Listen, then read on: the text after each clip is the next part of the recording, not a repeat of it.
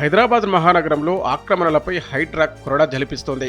విమర్శలు, వివాదాలు ఎలా ఉన్నా అక్రమ నిర్మాణాలను కూల్చివేస్తూ చెరువులు, నాలాల పరిరక్షణ దిశగా ముందుకు సాగుతోంది. ఈ క్రమంలో హైడ్రా కూల్చివేతలను అడ్డుకున్న ముగ్గురిపై కేసు నమోదైంది.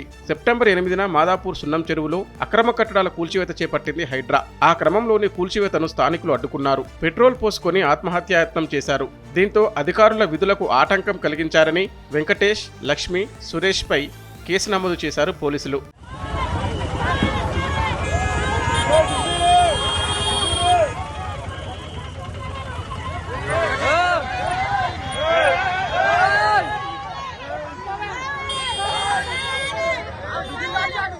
మరోవైపు కూల్చివేతల విషయంలో హైడ్రా కీలక నిర్ణయం తీసుకుంది.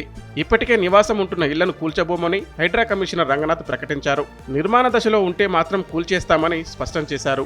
అలాగే ఎఫ్టీఎల్ బఫర్ జోన్లో స్థలాలు, ఇళ్లు కొనుగోలు చేయొద్దని సూచించారు. ఎలాంటి అనుమానాలున్నా వెంటనే హెచ్ఎండిఏను సంప్రదించాలన్నారు. అయితే ఇప్పటికే ఇళ్లను కూల్చేసిన బాధితులు ఆవేదన వ్యక్తం చేస్తున్నారు. అయితే బఫర్ జోన్, ఎఫ్టీఎల్ జోన్లో నిర్మాణాలకు అనుమతించిన అధికారులపై చర్యలు ఎందుకు తీసుకోవడం లేదని ప్రతి ఒక్కరూ హైడ్రాను నిలదీస్తున్నారు. బఫర్ జోన్, ఎఫ్టీఎల్లో నిర్మాణాలు చేపట్టడం ఎంత తప్పో వాటికి అనుమతించిన వాళ్ళది కూడా అంతకన్నా నేరం అనే చర్చ ఇప్పటికే జరుగుతోంది. ఈ నేపథ్యంలో అక్రమ నిర్మాణాలకు అనుమతులిచ్చిన అధికారులపై కూడా ఫోకస్ పెట్టింది హైడ్రా.